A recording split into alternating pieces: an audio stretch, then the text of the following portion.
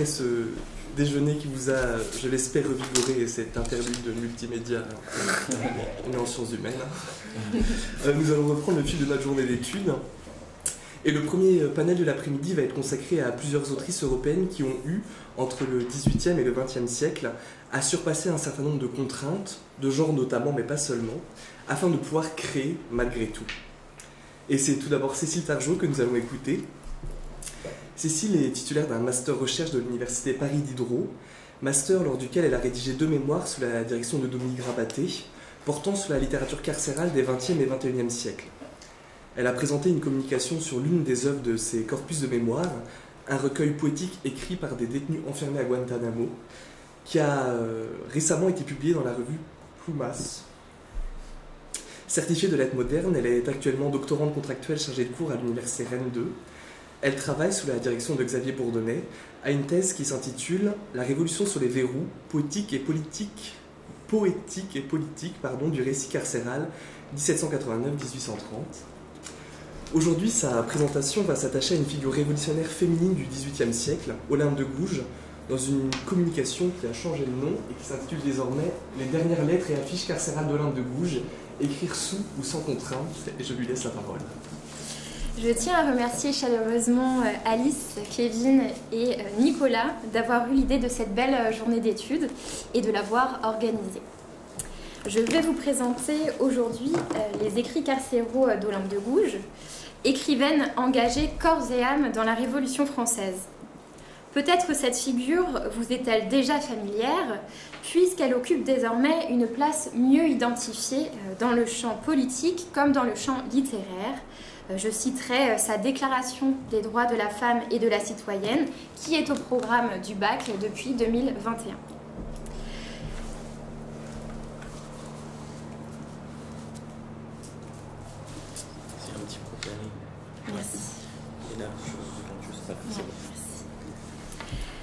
Ce texte féministe, daté de 1791, est antérieur à la période carcérale qui nous intéresse aujourd'hui. Pour autant, l'article 10, rédigé par Olympe de Gouges, offre une formule qui entre en résonance avec sa trajectoire individuelle. La femme a le droit de monter sur l'échafaud, elle doit avoir également celui de monter à la tribune. Cette équivalence syntaxique ambitionne une égalité de traitement et de considération en droit comme en politique. Or, c'est justement ces écrits, modérés et anti-montagnards, qui ont été le prétexte de sa condamnation à mort. Sa période d'incarcération s'étend du 20 juillet 1793 au 3 novembre 1793, jour de son exécution par guillotine. Le motif de son arrestation est une affiche politique intitulée « Les trois urnes ou le salut de la patrie » qui allait être placardée dans Paris. Celle-ci proposait un vote populaire pour déterminer le type de gouvernement des Français. Donc, elle proposait soit un gouvernement républicain un et indivisible, soit un gouvernement fédératif, soit un gouvernement monarchique. Durant sa détention, Olympe de Gouges demande sans cesse son jugement et refuse de s'évader. Elle sacrifie donc sa liberté physique au profit de la diffusion de sa pensée polémique et revendicatrice qui pérennise un ethos intègre et résistant. Urgence et contrainte carcérale parachèvent donc une stratégie octoriale particulière. Olympe de Gouges a déjà publié un mémoire romanesque en 1788 à la mort de son supposé père naturel, le marquis Jean-Jacques Lefranc de Pompignan. Or, elle n'a pas utilisé cette forme pour témoigner de son expérience carcérale, à la différence par exemple de la girondine Manon Roland. J'ai donc formé un petit corpus d'écrits carcéraux à partir de 2 ouvrages édités par l'historien Olivier Blanc. Le premier est le second tome des écrits politiques d'Olympe de Gouges et le second est un ouvrage intitulé « La dernière lettre, prison et condamné de la Révolution 1793-1794 ». Je citerai essentiellement 3 lettres et 2 affiches politiques. je tâcherai de questionner ces écrits qui dialectisent la tension entre mouvement et contrainte qui est inhérente à l'espace carcéral. L'inconfort de l'écriture carcérale suppose une stratégie de production et de diffusion qui, ensuite, est soumise à des aléas extérieurs qui conditionnent l'inclusion ou l'exclusion de ces textes. Ce dispositif aiguise d'une part la vulnérabilité de l'autrice, tout comme son agentivité, l'audace de sa plume pouvant aller jusqu'à l'héroïsme. J'étudierai dans un premier temps la trajectoire carcérale d'Olympe de Gouges, placée sous le signe de la contrainte physique. Dans un second temps, j'analyserai comment ce corpus de papier volant alimente une stratégie octoriale qui ambitionne d'écrire et de se faire entendre malgré les contraintes. Donc, dans un premier temps, je vais vous présenter la trajectoire carcérale d'Olympe de Gouges qui est placée sous le signe de la contrainte physique. Et en guise de premier point, je voudrais vous présenter l'imaginaire carcéral de cette autrice qui présente la prison comme une menace et comme un danger. Avant sa propre incarcération, Olympe de Gouges porte un intérêt particulier à l'enfermement. Olympe de Gouges utilise ses pièces de théâtre comme moyen et espace de dénonciation. Elle propose d'offrir à un homme emprisonné pour dette les recettes des premières représentations de sa pièce, son homme qui s'appelle l'homme généreux. Le sujet de sa pièce, Le couvent ou les vœux forcés, participe également à une dénonciation très claire de l'enfermement contraint, ici par une autorité familiale. Dans cette pièce, le personnage du curé tente d'assister le couple formé par l'héroïne Julie et son cousin Chevalier. Ce dernier propose à Julie de fuir, mais elle lui répond « Vous suivre, oublier mes devoirs, non, jamais ». Le rythme ternaire, la forme exclamative et les phrases non verbales accentuent l'héroïsme de cette réplique. Cette droiture n'est pas sans faire écho à l'éthos stoïque adopté par Olympe de Gouges dans sa dernière lettre adressée à son fils Pierre. Elle écrit « J'aurais pu m'évader » et ainsi de suite. Ce refus d'évasion suppose une soumission résignée à la justice révolutionnaire. Et donc il y a un écho entre le personnage et son autrice. Dans une lettre rédigée au tout début de son incarcération, Olympe de Gouges interpelle son ami Michel de Cubière, secrétaire de la commune. « Je vous fais savoir, citoyen, que je viens d'être mise en état d'arrestation à la mairie. Mon délit est le même qui m'avait assigné une place en 1786 à la Bastille.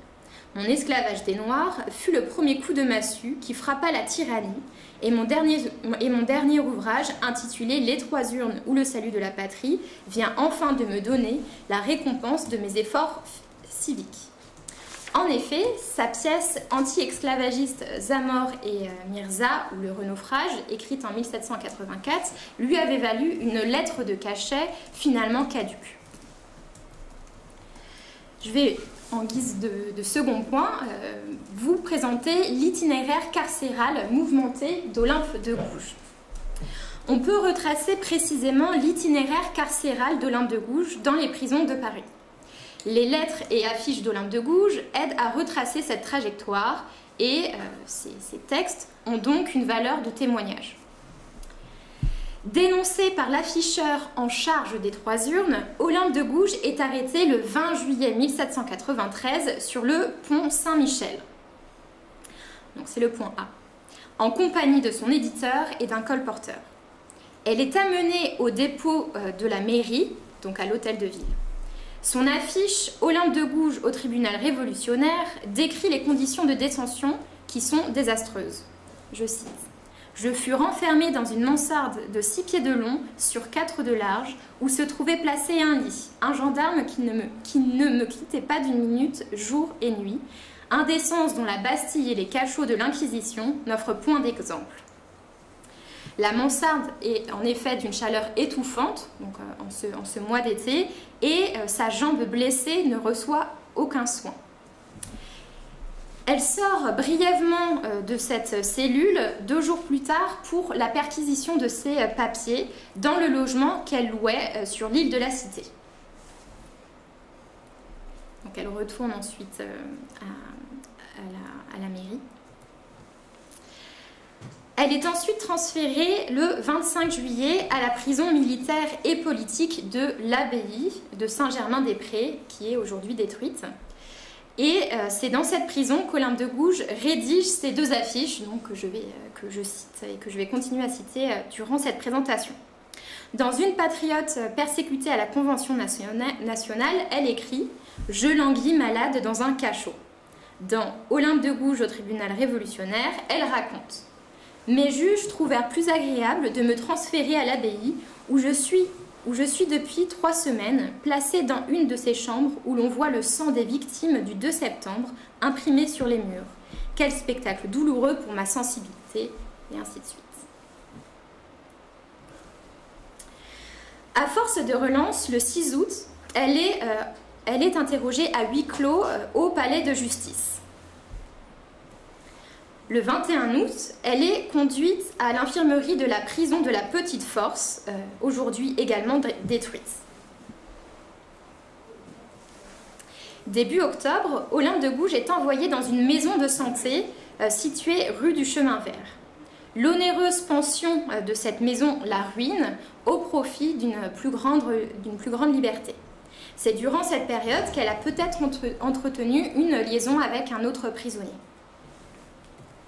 Le 28 octobre, elle est amenée à la conciergerie, maison de justice attenante au palais de justice. Le 2 novembre se tient enfin son procès durant lequel on lui refuse le droit de disposer d'un avocat. Elle reconnaît durant son procès d'avoir rédigé l'affiche des 3 urnes. Or, cet écrit est caractérisé comme une mise en danger de la souveraineté du peuple. Elle est alors condamnée à mort. Coup de théâtre, Olympe de Gouges déclare être enceinte, ce qui suppose un examen médical. L'examen, fait à la hâte, est infructueux et le procureur Fouquier-Tinville affirme que cet état est matériellement impossible, s'aveuglant de la sorte sur la porosité des espaces carcéraux. Elle est alors conduite à la cellule des femmes condamnées à mort de la conciergerie, où elle rédige sa dernière lettre. Le 3 novembre après-midi, elle est guillotinée place de la Révolution, actuelle place de la Concorde, et selon plusieurs témoins, ses derniers mots ont été « Enfant de la patrie, vous vengerez ma mort ». On a vu ainsi la circulation contrainte d'Olympe de Gouges à travers ces cellules parisiennes. Cet itinéraire morcelle et contraint sa pratique de l'écriture. Elle continue pourtant d'écrire et choisit 2 formes qui facilitent leur circulation et leur éventuelle diffusion, à savoir l'affiche et la lettre. Dans un second temps, je vais vous présenter en quoi sa pratique de l'écriture, qui est à la fois sous contrainte et qui se veut sans contrainte, enrichit une stratégie octoriale résistante. Et donc en guise de premier point, on peut s'interroger sur ce que c'est qu'écrire pour Olympe de Gouges et est-ce qu'il s'agit d'une contrainte en soi. En liberté, Olympe de Gouges a composé son œuvre en la dictant à des secrétaires. L'importance du théâtre dans sa production littéraire est intimement liée à l'usage d'un langage vif, oral et expressif. Mais l'éducation minimale qu'elle a reçue en tant que femme et son parler occitan ont été les cibles de nombreux détracteurs. L'écrivaine féministe Benoîte Groult défend le style d'Olympe de Gouges ainsi. Elle savait parfois allier le génie des formules à l'audace de la pensée. La dramaturge adopte un double discours quant à son style. Tantôt, elle demande à ses lecteurs de l'excuser, tantôt, elle revendique son langage naturel. Il me semble que ses convictions rousseauistes et sa culture dramatique, en particulier tragique, peut nous aider à comprendre l'éthos assez déroutant qu'elle construit durant son œuvre et qu'elle poursuit dans ses écrits carcéraux. La lettre qu'elle adresse à Michel de Cubières présente un commentaire métatextuel intéressant à cet égard. « Je suis hors d'état de vous écrire moi-même, excusez, de l'indulgence pour les fautes d'orthographe et de style. Je ne possède pas le calme du crime, et ce que j'éprouve m'indigne et me fait frémir pour la patrie. Olympe de Gouges dit ici la détresse de la détention et son désarroi concernant la forme de sa lettre. Pour autant, elle parvient subtilement à retourner cette faiblesse en outil rhétorique. Son émotion est une preuve de son innocence et de sa droiture. Concernant l'impossibilité d'écrire pour Olympe de Gouges en prison, Olivier Blanc relativise le paradoxe d'une écrivaine illettrée. Autodidacte, Olympe de Gouges n'écrit pas de façon aussi fluide que ses homologues masculins, mais, je le cite, « une mauvaise écriture n'a jamais empêché de penser juste ». Ces affiches politiques, à mon sens, lui permettent de porter au dehors sa parole, une parole qui est en mal de liberté. L'affichage politique connaît un véritable essor au moment de la Révolution française. L'historien Jean-Luc Chappet rappelle le progressif encadrement juridique de l'affichage. En 1791, toute affiche doit obligatoirement être signée, imprimée sur du papier coloré, puisque le blanc est réservé aux affiches officielles. Or, Olympe de Gouges signe son affiche des 3 urnes « Un voyage aérien ». Si la signature est tout un art pour Olympe de Gouges, elle n'a de cesse, pour autant, de revendiquer l'origine de sa voix. Elle revendique immédiatement la maternité des 3 urnes, comme en témoigne une lettre qu'elle envoie à son éditeur, Jean-Pierre Costard, à peine incarcéré au dépôt de la mairie. Je vous prie encore de vous transporter chez l'imprimeur et de me faire passer quelques brochures de ma dernière production, Le combat à mort des 3 gouvernements. C'est mon ouvrage puisque mon nom est à la tête, ce qui met l'imprimeur à l'abri de la loi. Les 2 affiches qu'elle fait sortir et placarder durant son incarcération sont toutes 2 signées de son nom. Il s'agit de faire connaître son enfermement et d'exiger la justice et la compassion de ses concitoyens et concitoyennes. Dans Une patriote et persécutée, Olympe de Gouges présente son testament politique au cas où elle se ferait assassiner en prison. Et elle conclut ainsi « Qu'on me juge donc, la mort ou la liberté ». La seconde affiche, Olympe de Gouges au tribunal révolutionnaire, adopte un dispositif d'outre-tombe « Ma voix se fera entendre du fond de mon sépulcre ». Olivier Blanc signale 2 textes qui indiquent la réception de chacune des affiches. La première a été mentionnée de façon méliorative dans le journal Le Thermomètre du Temps du Girondin Jacques-Antoine Dulord, et donc dans le numéro du 17 août 1793. C'est en plus le journal qui, au début du mois, avait rendu sa détention publique. Donc voilà, il y a un lien particulier avec elle. Il est écrit « La citoyenne de Gouges, prisonnière à l'abbaye, vient de faire répandre avec profusion une affiche rouge dans laquelle elle se plaint énergiquement et même avec courage des traitements qu'on lui a fait éprouver. » Cette réception positive et empathique, à cette réception, on peut lui opposer le rapport du 21 septembre 1793 de l'observateur de police Latour-Montagne. Il écrit « Le placard ne produit aucune sensation, on s'arrête un instant et l'on se retire en disant « Ah, c'est Olympe de Gouges ». Ces 2 textes signalent qu'Olympe de Gouges est, à minima, bien identifiée et lue au moment où ces placards sont visibles dans Paris. Concernant maintenant ces lettres, je voudrais vous parler de la circulation précaire de ces lettres carcérales. Les lettres du corpus se divisent en 2 groupes. Le premier est celui des lettres qui sont arrivées à destination et le second est celui des lettres interceptées et mises au dossier. Il s'agit de celles envoyées à Michel Cubière depuis le dépôt, celles qu'elle adresse au président de l'Assemblée nationale depuis la conciergerie et surtout sa dernière lettre adressée à son fils que je vais commenter maintenant. Olympe de Gouges interpellait déjà désespérément son fils à la fin de son affiche « Olympe de Gouges au tribunal révolutionnaire. Viens, en vrai républicain, demander la loi du talion contre les persécuteurs de ta mère. » Adjudant général et chef de bataillon, Pierre Aubry, son fils, ne contacte pas directement sa mère de crainte de se compromettre. Le dernier appel d'Olympe de Gouges réside donc dans sa dernière lettre écrite de sa propre main selon Olivier Blanc. Cette dernière lettre décline sur un mode intime les revendications politiques et juridiques d'Olympe de Gouges. Elle raconte comment elle s'est défendue avec brio durant son procès. 20 fois j'ai fait pâlir mes bourreaux. C'est aussi un adieu définitif. Adieu mon fils, je ne serai plus quand tu recevras cette lettre. Je relève dans cet extrait l'ironie tragique de cette phrase, puisque cette perspective temporelle est tronquée. Cette lettre, interceptée, n'atteint donc jamais son destinataire. Je meurs, mon fils, mon cher fils, je meurs innocente. On a violé toutes les lois pour la femme la plus vertueuse de son siècle. Deux mots illisibles. La loi, rappelle-toi de mes prédications sans cesse. On observe ici que l'autrice tient toujours sa ligne argumentative, bien qu'elle soit à l'origine de sa condamnation.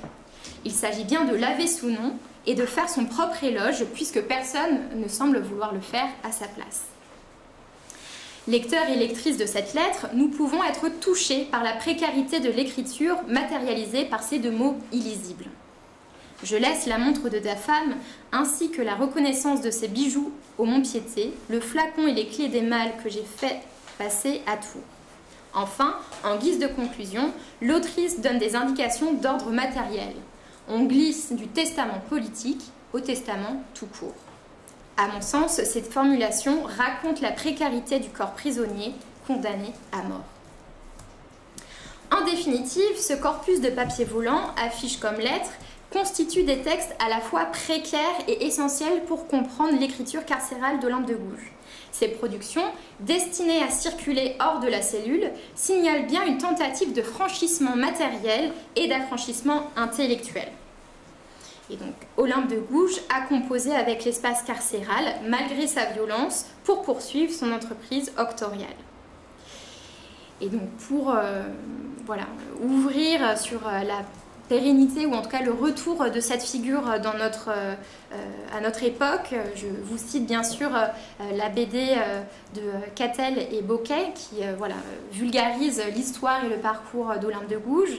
Je vous cite également une pièce de théâtre écrite par Catherine Anne sur l'incarcération d'Olympe de Gouges.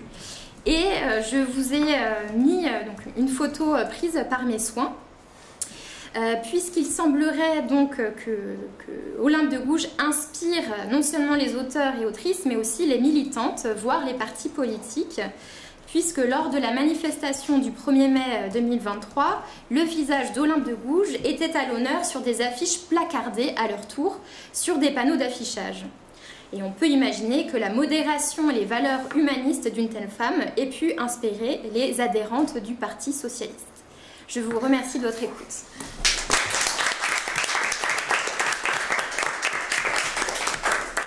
Moi, j'avais une question pour Cécile.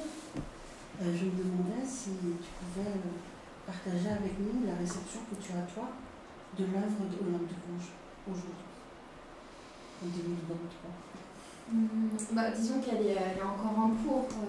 Disons que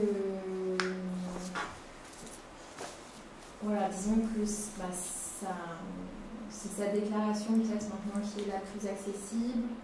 Par exemple, ces pièces de théâtre ne sont pas très faciles à trouver. En fait, j'ai voulu les consulter et il fallait que je les achète. Enfin, voilà. Donc finalement, on va dire que sa redécouverte est permise de façon éditoriale, de façon très récente. En fait, c'est en train de se faire et j'imagine que d'ici quelques temps, on aura de nouveau accès, pas uniquement à sa déclaration des droits de l'expérience, etc. Il y a son mémoire, mémoire de Madame de Valmont, qui est accessible en folio. Donc voilà, ça c'est accessible. Qu'est-ce que tu en penses ? C'est difficile tant que j'ai pas tout lu, mais de ce que j'ai pu lire, c'est que, en tout cas sur le volet, je suis plus sensible à son théâtre qu'à son mémoire, mais voilà, je peux pas encore tout à fait juger de sa prose, j'en ai pas lu encore assez. Mais oui, disons que sur le volet politique et théâtral, je trouve qu'il y a des vraies correspondances et on voit bien les continuités entre les deux en fait. Et finalement, c'est une figure qui est plutôt approchée par des historiens. Mais progressivement, il y a de plus en plus de groupes de recherche, par exemple celui de l'université de Paris-Cité, qui organise vraiment des temps de rencontre pour étudier sa langue et son œuvre littéraire. Mais je pense vraiment qu'il y a une circulation entre les deux et qu'on ne peut pas vraiment séparer les deux. Donc je ne pourrais pas dire que je maîtrise absolument son œuvre parce qu'elle n'est pas si accessible que ça. Mais en tout cas, moi, ça m'a donné envie d'approfondir et d'aller contre en fait l'a priori négatif hérité en fait, des 2 siècles qui nous séparent d'elle et qui a été assez virulent en fait. Donc voilà, je ne peux pas parler en tant que spécialiste, mais il y a encore beaucoup de choses à explorer de ses écrits.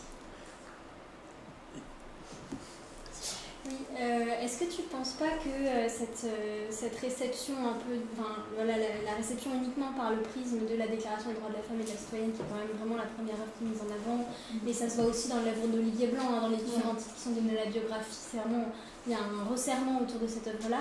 Est-ce que tu ne penses pas que c'est quelque chose qui est aussi programmé par les textes, en fait, c'est-à-dire qu'elle met beaucoup en avant la femme politique, et c'est aussi une stratégie rhétorique, en fait, et ça se voit vraiment dans ces affiches qu'elle fait paraître au long de la prison. La prison est en fait intégrée à une sorte de mythe de la femme persécutée, qui est quand même présent déjà avant, en fait. Et oui, et donc la manière dont elle parle de son style elle-même, je suis d'accord que c'est un a priori qu'on a, qui est le produit évidemment de la manière dont on l'a reçue, mais en fait elle-même, tu le disais à un moment donné, elle met en scène son propre style, une diction défectueuse, etc. Et elle le fait avec beaucoup d'autodérision en fait, donc c'est aussi ça qui explique peut-être, je sais pas, mais ça vaudrait le coup aussi d'intégrer la prison peut-être dans une sorte de stratégie de... Oui, ça veut pas dire que c'est pas terrible ce qui lui est arrivé, mais dans une stratégie aussi de construction d'un ethos en fait, de femmes révolutionnaires et... Ouais. Oui, totalement, oui. Je suis d'accord avec toi. Je pense, en fait, c'est ça qui est presque étonnant, c'est que la prison ne fait pas tant rupture avec ce qu'elle écrit avant. En fait, elle veut continuer ce qu'elle a commencé à faire hors de la prison, et justement, elle se bat pour continuer à dire ce qu'elle disait avant. Enfin voilà, il y a vraiment ce courage qui est assez... et oui, du coup, en fait, l'éthos qu'elle a avant, elle le poursuit. Et il y a toujours ce double discours, oui, sur son style, où elle a bien conscience de ses lacunes, mais en tout cas, de mon point de vue, c'est d'autant plus méritant, en fait, tout ce qu'elle arrive à faire et à écrire. Et c'est intéressant, je pense, surtout maintenant, où la figure de l'auteur, l'accessibilité de l'écriture, je m'intéresse beaucoup aussi à voir la valeur littéraire de textes qui n'ont pas forcément d'étiquette institutionnelle, et je pense qu'elle a réussi à imposer quand même ce qu'elle avait à dire et la façon qu'elle avait de s'exprimer, et oui, il y a vraiment un continuum dans son ethos, donc oui, en fait c'est ça, il ne faut pas la lire de façon trop premier degré, et se dire bon, elle se dévalorise elle-même, donc ça veut dire que c'est pas ce qu'elle fait. Mais oui, je pense que ça serait très intéressant de voir tous les ressorts comiques et la stratégie d'autodérision. Je pense que c'est une bonne piste. Merci.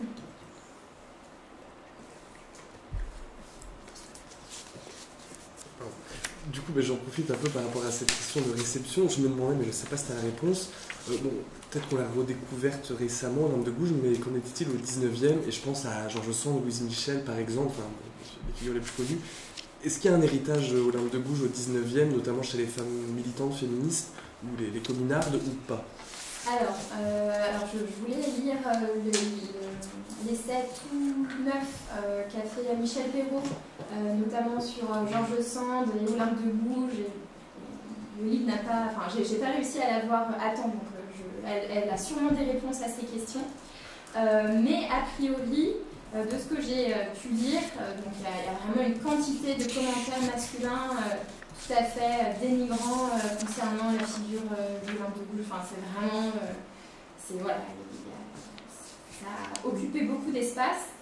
Et concernant les militantes, en fait, il faudrait voir, parce que Disons que maintenant elle est réhabilitée, mais peut-être qu'au début du 19e siècle, elle était finalement assez peu connue. Enfin, sa déclaration, en fait, elle n'a pas forcément été lue voilà, à ces moments-là. Et en plus, elle adoptait des idées anti-montagnardes. Donc il y a aussi toute cette tradition de l'histoire révolutionnaire où si on a été contre les montagnards, bon, bah, en fait, on était un peu des traîtres en fait, à l'idéal démocratique, de traîtres du peuple. Donc voilà, je pense qu'il y a son genre qui a joué, mais aussi en fait ses idées qui, voilà, ça n'a pas été retenu par une histoire officielle à ce moment-là. Donc ce sont que des hypothèses, mais voilà, je pense ça pour l'instant.